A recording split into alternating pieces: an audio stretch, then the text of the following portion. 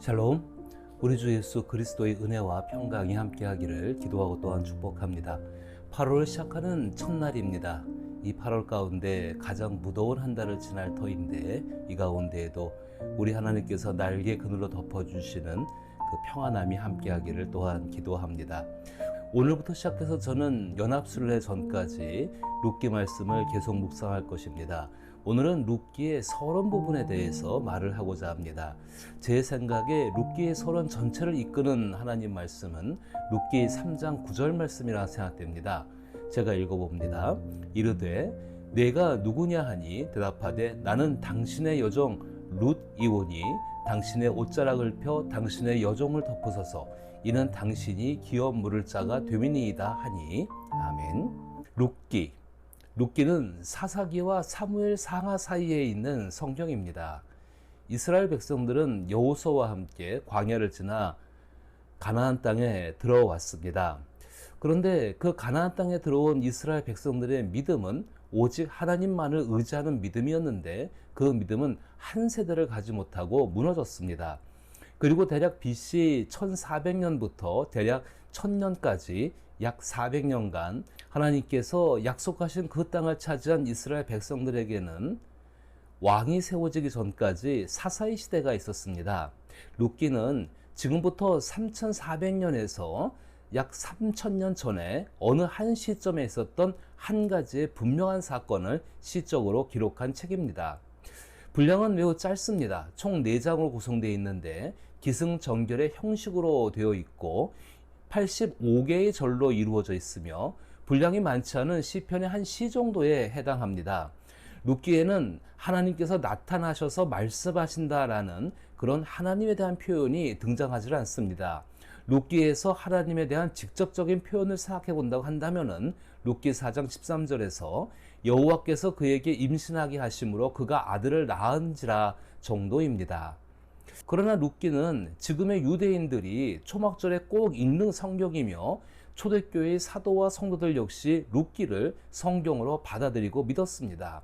하나님에 대한 직접적인 표현이 없어도 정확한 저작 시기를 알 수가 없고 저자도 불분명하지만은 룻기가 성경으로 인정되는 것은 룻기에 담겨 있는 주제 때문입니다. 룻기의 주제에 대하여 우리가 알고 있는 것은 룻의 지고지순한 사랑, 즉 헤세드라고 알고 있습니다.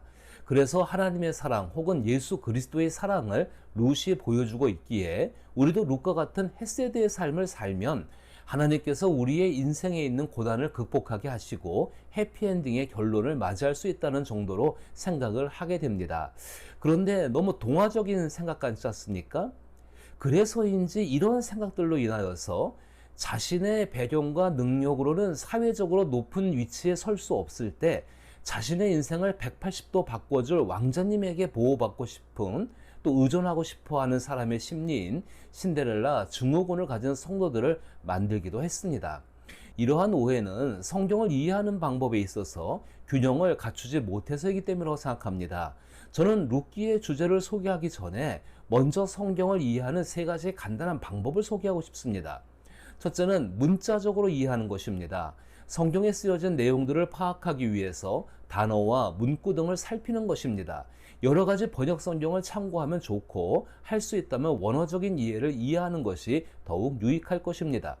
둘째는 문맥상으로 이해하는 것입니다. 읽고 있는 본문이 말하는 것을 이해하기 위해서는 본문의 앞뒤를 살펴서 그 흐름상의 이해를 하는 것입니다. 이럴 때 성경을 처음부터 끝까지 읽는 것은 매우 중요한 일입니다. 또한 이럴 때 여러 가지 주석서를 참고하는 것은 유익할 것입니다.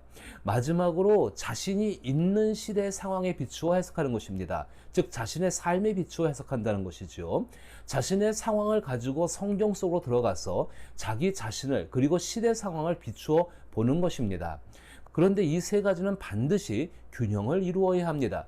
균형을 이룬다는 것은 성경 앞에서, 하나님 말씀 앞에서 객관적이 된다는 것입니다. 문자적인 이해와 문맥상의 이해를 가지고 자기 자신이 어떤 모습인지를 살펴보는 것입니다. 그리고 성령 안에서 기도함으로 자기 자신이 성경 안에서 무엇을 해야 할지를 발견하고 그 일을 할 수 있는 능력을 구하는 것입니다. 그러할 때 성경은 나에게 말씀하시는 하나님의 말씀이 되고 그것은 진리가 되며 성경 안에서 자유로운 삶을 살아갈 수 있습니다.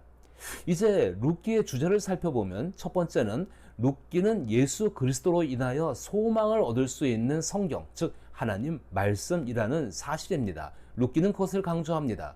두 번째는 깊은 사랑의 이야기입니다.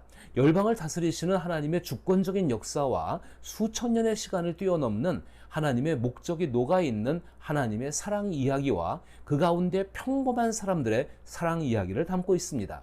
셋째로 진정한 남성다움과 여성다움을 말하고 있습니다. 그것은 하나님의 창조성을 회복하는 메시지를 담고 있는 것입니다. 네 번째로 예수 그리스도로 인하여서 이루어질 하나님의 평등을 말하고 있습니다.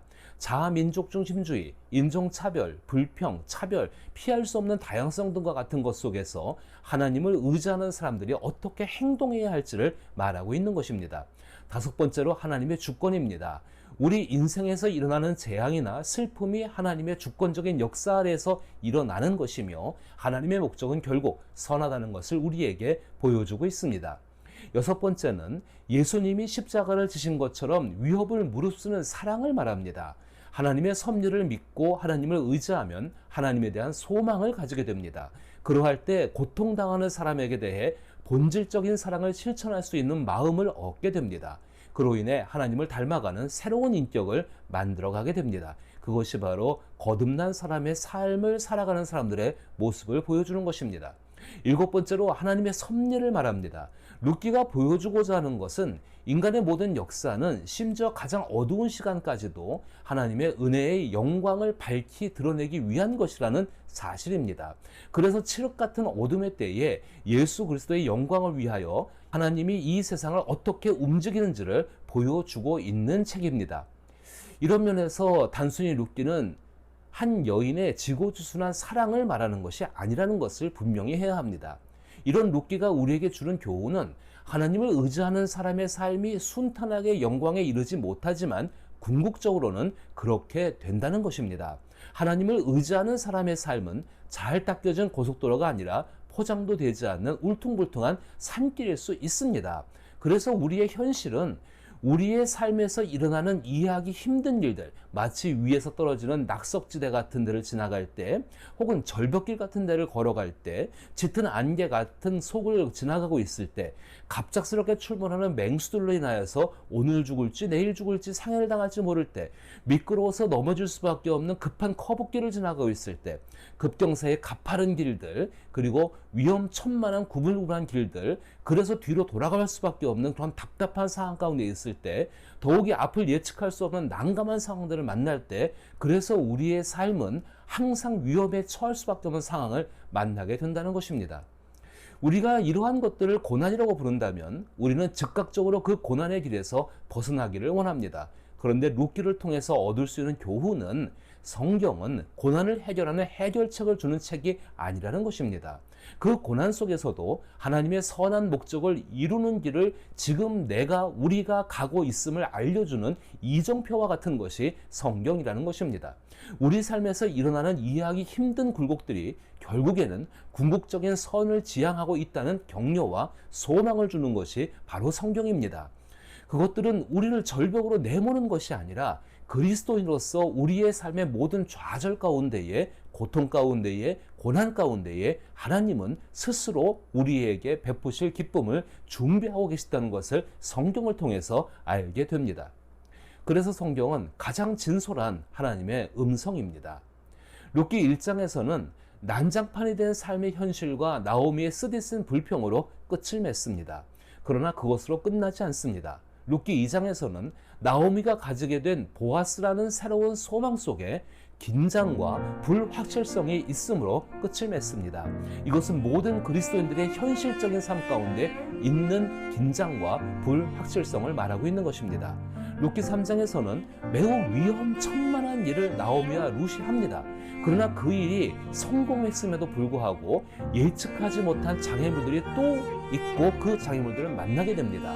예측할 수 없는 장애물들과 그로 인해 어떤 결과로 이어질지에 대한 긴장감 속에서 룻기 3장은 맞춰지게 됩니다.